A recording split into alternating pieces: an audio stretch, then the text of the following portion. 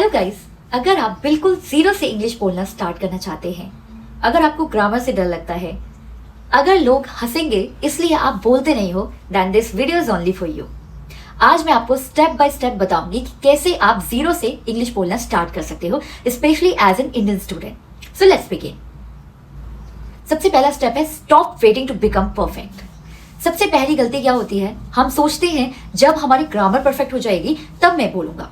No, this is a big mistake. English बोलने के लिए परफेक्ट ग्रामर नहीं बल्कि कॉन्फिडेंस चाहिए। जब आपने देखा है छोटा सा बच्चा होता है तो जब वो हिंदी बोलना स्टार्ट करता है तो क्या बचपन से वो ग्रामर से सीखता है? नहीं, उसे जैसे भी आता है वो वर्ड सीखता है, वो उसे बोलता है। इसी तरह आपको भी एटलीस्ट बोलना स्टार्ट करना है विदाउट ग्रामर।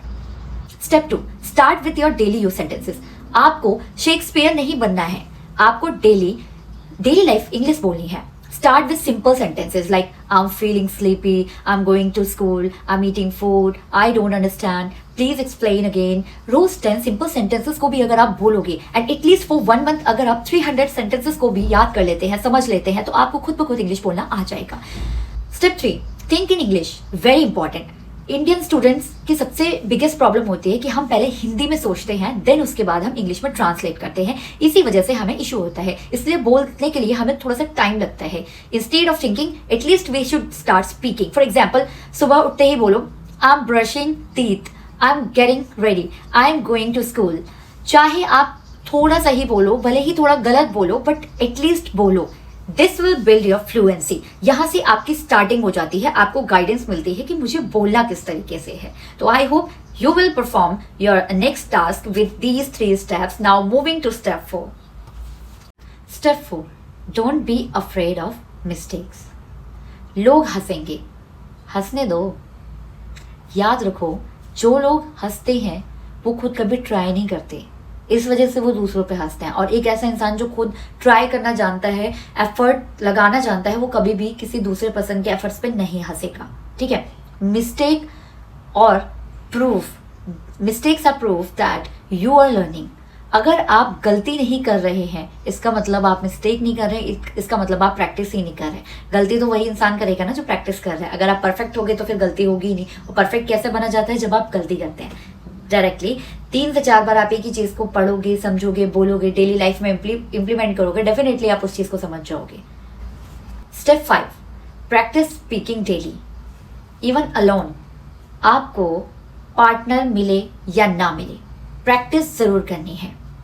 कैसे करोगे आप अकेले प्रैक्टिस? मिरर के सामने खड़े होकर प्रैक्टिस करो। ठीक है? मोबाइल कैमरा ऑन करके प्रैक्टिस करो। डेली आपको एक टॉपिक उठाना है और उस टॉपिक के बारे में बात करनी है कि आपने पूरे दिन में आज क्या किया। For example, today I went to school, I attended my classes, I completed my homework. इतना ही बोलो, बट एटलीस्ट बोलो। Consistency is very important. Consistency is very important, even more than perfection. Perfection अपने आप समय के साथ आ जाएगी, but consistency should be your daily habit. Now step 6, improve your vocabulary. रोज 5 न्यू वर्ड सीखो, बट सिर्फ वर्ड याद मत करो, उनको जो सेंटेंसेस आप डेली लाइफ में यूज कर रहे हो उनके साथ बोलो। फॉर एग्जाम्पल, अगर आप किसी चीज को कह रहे हो कि it is looking good, okay, तो उसी को आप और अच्छे वे में बोल रहे हैं, कुछ और सेंटेंस में कुछ और वर्ड आप रिप्लेस कर रहे हैं। जैसे कि for example, you are saying you are looking funny, okay, अब इसी को हम बोल सकते हैं यू आर लुकिंग हिलेरियस। मतलब फनी को हमने किससे चेंज कर दिया? हिलेरियस के साथ जो है कन्वर्ट कर दिया। इस तरह से आप इनको यूज कर सकते हैं। ओके, इसके अलावा listen more is the next step.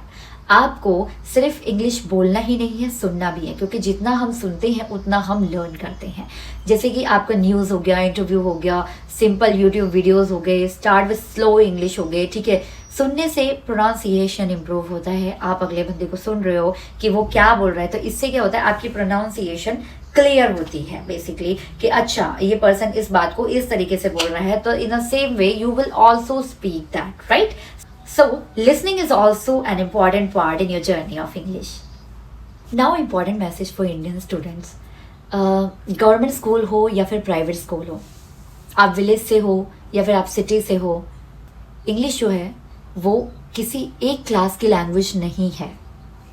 English एक स्किल है जो कि कोई भी सीख सकता है। और स्किल प्रैक्टिस से आती है. दैट डजेंट मैटर कि आप कौन से स्कूल से पढ़े हो, आप सिटी में रहते हो, विलेज में रहते हो. That actually doesn't matter. It the thing which is important for you is your practice. How much practice you will do, that much confidence you will gonna gain at that time. Okay, so 6 month में आपका level completely change हो जाएगा अगर आप इन steps को follow करें.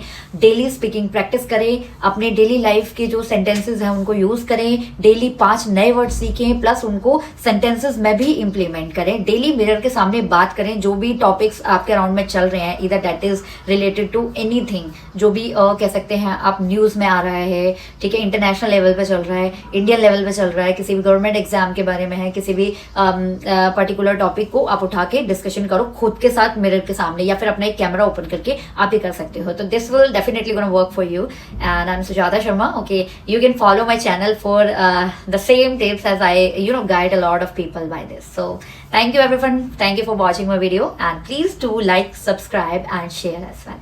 Thank you.